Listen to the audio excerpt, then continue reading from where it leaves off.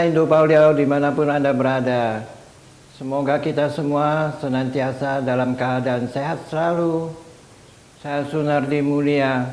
Pada kesempatan hari ini tanggal 22 Oktober 2022 akan membawakan topik Jokowi sudah susun strategi untuk mengamankan proyek IKN pasca lengser pada tahun 2024. Presiden Jokowi dalam berbagai kesempatan mengatakan bahwa pembangunan ibu kota negara di Kalimantan Timur tetap dan terus berlanjut walaupun pemerintahannya akan berakhir pada tahun 2024. Karena proyek IKN sudah diundangkan dan menjadi landasan hukum yang tertuang di dalam Undang-Undang Republik Indonesia Nomor 3 Tahun 2022 tentang Ibu Kota Negara dan disahkan pada tanggal 15 Februari 2022. Undang-Undang IKN ini disetujui mayoritas anggota parlemen yang ada di DPR.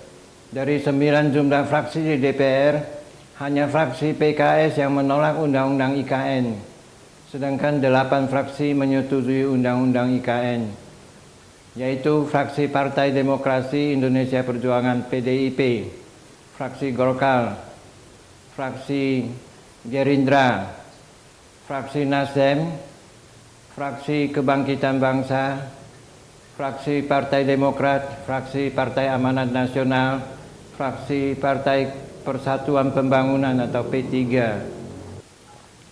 fraksi Partai Keadilan Sejahtera atau PKS, menjadi satu-satunya fraksi di DPR yang menolak rancangan Undang-Undang Ibu Kota Negara disahkan menjadi undang-undang. Proyek IKN mendapat tantangan yang tidak kecil, baik dari segi politik dan juga pendanaan. Berbagai investor baik dari dalam maupun luar negeri menunda investasinya karena khawatir apakah proyek IKN ini akan terus melanjut seusai Jokowi tidak lagi menjadi presiden pasca Pilpres 2024. Strategi Jokowi mengamankan proyek IKN. Anies Baswedan merupakan salah satu tokoh yang menolak IKN. Jika ia menang Pilpres 2024, proyek IKN kemungkinan besar akan mandat. Saat ini Anies Baswedan sudah resmi mendapatkan dukungan dari Partai Nasdem untuk maju dalam Pilpres tahun 2024 yang disampaikan langsung oleh Ketua Umum Partai Nasdem Surya Paloh di Nasdem Tower pada tanggal 3 Oktober 2022. Mengamati perkembangan politik yang demikian dinamis jelas Pilpres 2024, maka diprediksi Jokowi bisa menjadi kingmaker, yaitu orang yang diyakini bisa menjadi kandidat yang memenangkan Pilpres 2024. Beberapa strategi dan signal yang bisa diamati dari beberapa tindakan dan pernyataan-pernyataan yang dilontarkan oleh Presiden Jokowi. Pertama, Jokowi memberi signal akan mengusung Gubernur Jawa Tengah, Ganjar Pranowo, untuk maju pada Pilpres 2024. Saat keduanya menghadiri rapat kerja nasional kelima Pro Jokowi Projo di Magelang, Jawa Tengah pada Sabtu 21 Mei 2022. Dalam rakernas tersebut, Jokowi mengatakan dalam pidatonya bahwa orang yang akan kita dukung dalam Pilpres 2024 mungkin ada di sini.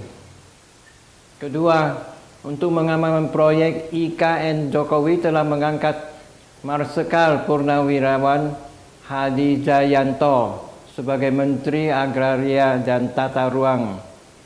Hadi Jayanto diberi mandat oleh Jokowi untuk membereskan persoalan tanah yang ada di proyek IKN, mulai dari alih status lahan, persoalan makelar tanah, sampai pembebasan tanah adat, agar tidak terjadi gesekan-gesekan dengan masyarakat lokal. Ketiga, Presiden Jokowi melantik Raja Juli Antoni sebagai Wakil Menteri Agraria dan Tata Ruang Badan Pertanahan Nasional. Dia dilantik di Istana Negara, Jakarta Rabu tanggal 15 Juni 2022. Raja Juli Antoni, politikus muda, juga menjabat Sekretaris Dewan Pembina Partai Solidaritas Indonesia (PSI) dan pernah menjadi Ketua Umum PP Ikatan Pelajar Muhammadiyah (IPM). Kader PSI selama ini dikenal loyalis terhadap Jokowi dan sejak awal partainya didirikan telah menargetkan suara milenial, terutama melalui media sosial. Hal yang lebih penting, sebagian besar petinggi PSI berulang kali mengkritik Anies dalam kapasitasnya sewaktu masih menjabat sebagai Gubernur DKI Jakarta.